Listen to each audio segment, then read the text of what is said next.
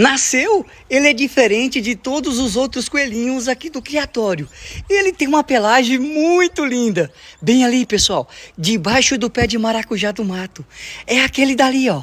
Ele é lindo demais, pessoal. Meu Deus do céu. Olha, nasceu um branquinho, nasceu um black otter, mas aquele dali, ele é diferente. E eu vou tentar pegar ele para mostrar para vocês bem de pertinho como que ele é lindo, gente. Olha lá, ele é desse tamanhozinho assim, ó. Não sei se eu consigo pegar ele, que ele é muito rapidinho, gente. Já tá do outro lado. Ó, se eu conseguir pegar esse coelhinho diferente, vocês me ajudem, tá?